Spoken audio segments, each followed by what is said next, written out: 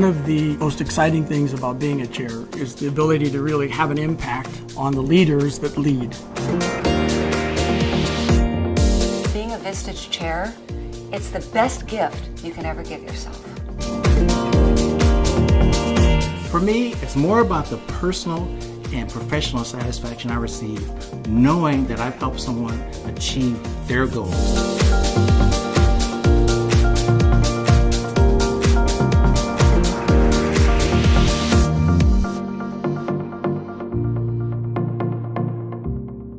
I enjoy being that trusted advisor, that confidant, and from a personal level, I really enjoy helping my members achieve their professional and personal objectives. One of the reasons that Vistage appealed to me to become a chair is you get an opportunity to walk the journey with CEOs. Getting a text or an email from a member that says, I've grown more this year as a CEO than I have in the previous 10. Thank you for inviting me into Vistage.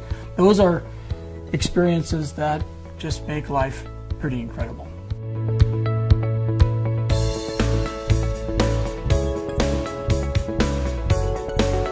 After working for several Fortune 500 companies such as the Walt Disney World Company, AT&T, and the Archer Daniels Midland Company, I knew it was time for me to hang out my own shingle.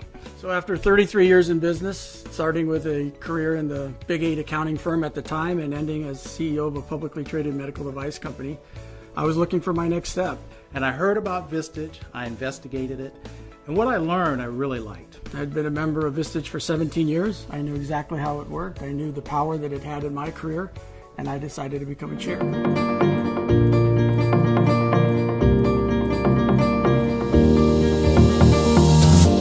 A 60-year-old company started right here in America by a gentleman by the name of Bob Norris in 1957. He started it with this one basic principle, and that was to get business owners together to talk about their most pressing challenges. So Vistage is the largest organization of CEOs and senior executives in the world, tens of thousands of members around the world, and they're organized into small groups of 12 to 16 members each, where executives can come together and talk about their real business issues at a level that they can't normally talk about in normal situations. In that group process, that's where the true magic happens. It's an all-day session where they work business issues and they help each other in ways you can never even imagine until you're in there. And that's the magic of Vistage, is the small group and yet the connectedness to the worldwide organization.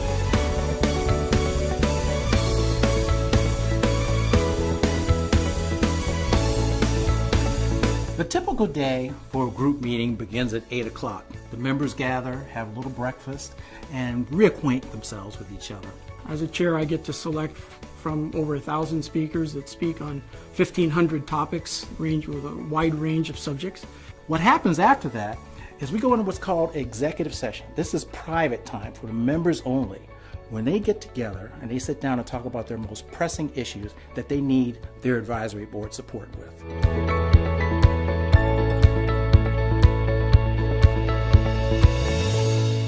So in the executive session, we do get down to business. And the first role I have as a chair is to find the question or series of questions that will stimulate the real issues. Sometimes it's the simple ones which really get the most response. Questions like, what keeps you awake at night? What topic do you not want the group to ask you about today? What opportunity are you facing that could double the size of your company if you had enough courage to listen to it? At the end of the session, whether it was an issue or an opportunity, the clarity, the relief, the vision and intention that's in the room is immense.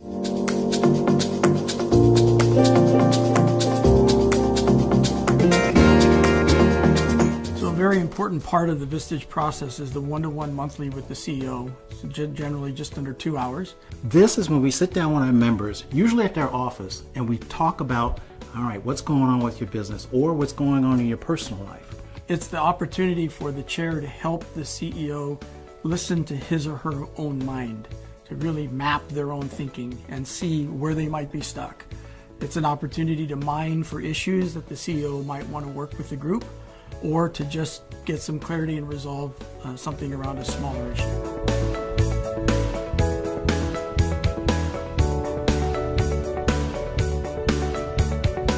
To be a great chair, you have to bring a number of skills to the table.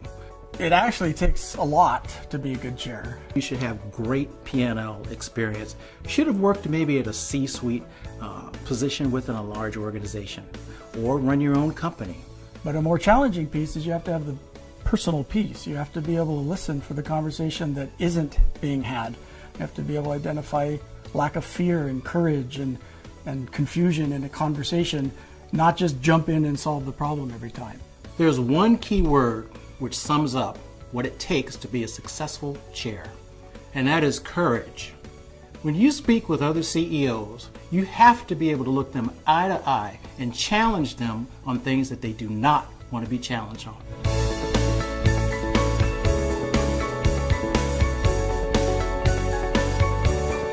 Building my group was one of the hardest things I've ever done in my career, but it was also the most rewarding. It took an incredible amount of focus and determination. Building a Vistage group takes time, just like any entrepreneurial adventure. Typically 6 months before any income is recognized, and up to 12 months before one would recognize the full six-figure opportunity that being a Vistage chair presents. So it's important in considering this decision that you assess your ability to fund that financial runway and really make sure this is something that you're committed to.